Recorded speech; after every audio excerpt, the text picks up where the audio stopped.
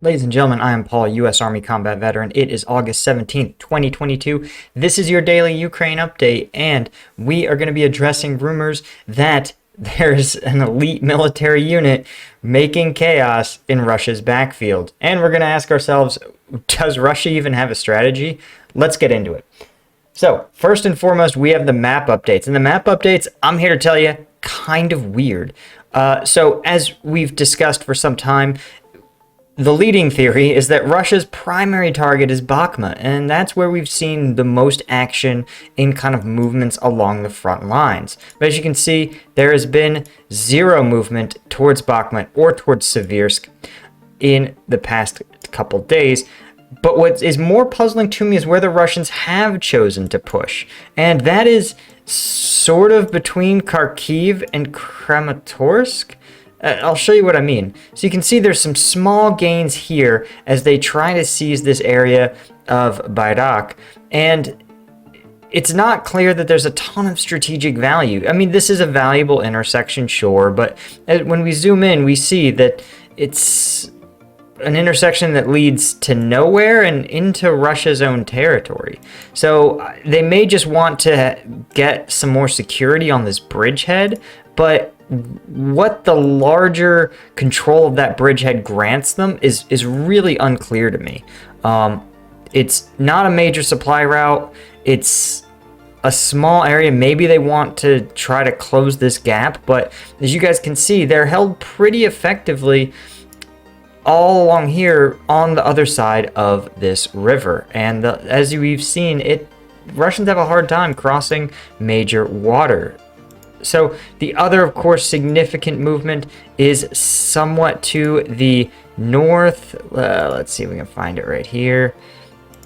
And it's right there.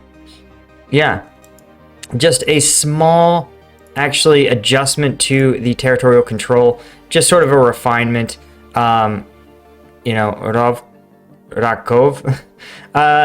Again, a situation where it's not entirely clear if there's a larger strategic objective at work. Russia may just be trying to advance along any axis where they sense there might be some Ukrainian mistakes, right? This could literally just be an area of the front that's so quiet that maybe they just realize that the Ukrainians don't have positions in these villages and are just kind of pushing up and seizing them to claim some territorial victories. Really, it's hard to understate how strategically puzzling those advances are. Where it's a little less strategically puzzling, as we've talked about, is near Donetsk. As you can see, there is some minor advances as they try to seize territory in Marinka, right? More areas considered under Russian control, little less is considered contested. And this, as we've discussed, makes sense. Of course, if you want to declare your own independent republic, you have to at least secure your capital city. So they're continuing to work on doing that. And as you can see, there's a little bit of refinement here. Just it seems like more areas are Russia may actually be trying to push out using this little township of Pisky as a bridgehead to sort of shore up more of the front lines. Again, this actually seems to have a real operational end state because it's the future capital city of their independent republic. What's also interesting is that we actually have some updates in Kherson. Shocker, right? You can see right here near the western coast that some areas appear to be either alternating between uncontested, Russian-controlled, but again, it's not clear that this may just be increasing information. It may not actually reflect a change on the ground, just because for days this has been reported as, well, no man's land. And now it's reported as broadly Russian-controlled.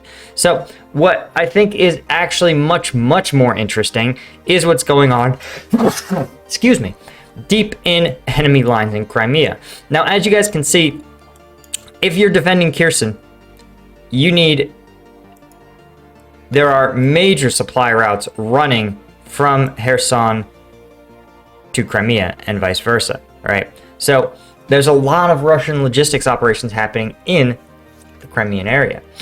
Well, apparently, yesterday, even more unspecified explosions went down in Crimea, and local videos are showing a series of explosions at an ammunition depot and a transformer substation in Zankoysky district, and at an airfield near Havardisky. Oh, God help me. Right now, it says these aren't just like harassment. They did deal significant damage to Russian resources and provided a serious disruption to their logistics. They've used one of the towns as a rail hub for transporting troops and equipment into the Kherson Oblast and Melitopol, and Russian authorities are so worried that they've temporarily suspended passenger rail service from Russia into Crimea.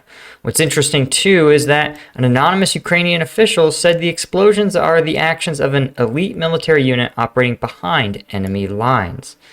Pretty interesting stuff. As you can see here, this is video of the substation attack. And what I find interesting is that substations are an extremely soft target. And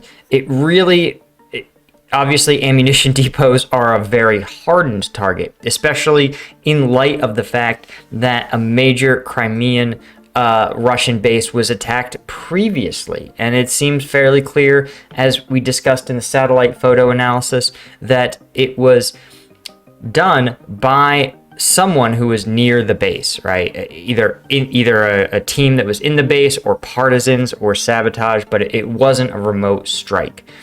Now, substations are so easy to take out. This is why I think it's somewhat likely that we're seeing this Ukrainian Special Forces unit or units working in concert with partisans who know the local area really well. And I suspect that probably, if I were Ukraine, right, they have lost Crimea in 2014 and been fighting a war, though at a much lower intensity, for 8 years. So Ukrainian intelligence probably has a lot of very loyal contacts operating in Crimea, passing along intelligence, passing along information, recruiting sources. So it wouldn't shock me that there's already an established partisan network. And if you have partisans who don't have a ton of sabotage experience, a power substation is an easy target. Very easy and extremely disruptive to operations, especially if you coordinate it so that you take out the power in the substation, then use that power failure to actually launch your attacks at more soft targets like a rail station or a ammunition hub. So obviously, I think that engaging in sabotage against a hardened target is very hard, and it gets harder every time because the enemy may have been sort of asleep at the wheel during the first airbase attack on Crimea. They thought, oh, we're behind the lines, we're safe. But now there's no pretending, right? Everyone in Crimea, every Russian soldier in Crimea knows they're in imminent danger, or could be. So the ability to continue to launch strikes, launch attacks and sabotage attacks is sort of a testament to either Russian laziness and the professionalism of these Ukrainian special forces teams. So that's why my money goes that there is some sort of, indeed, an elite Ukrainian direct action unit that's doing some of this work. But I also think there's also partisans who are maybe not as militarily skilled, but know Crimea, know these areas, know the Russian military operations in these areas inside and out like the back of their hand. And again, while partisans are not the same professionals, certainly not as a top-tier Ukrainian SF unit who, let's be honest, almost certainly has trained a lot with U.S. forces, those partisans contribute valuably to the war effort. Anyway, guys, as always, thank you so much for joining me. Of course, as you know, YouTube's censors love to take down my more, we'll say, combat-heavy breakdowns. So if you want to see them, they're on the Patreon. Thanks to my Lieutenant tier patrons. Link is in the description, and I'll catch you guys in the next one.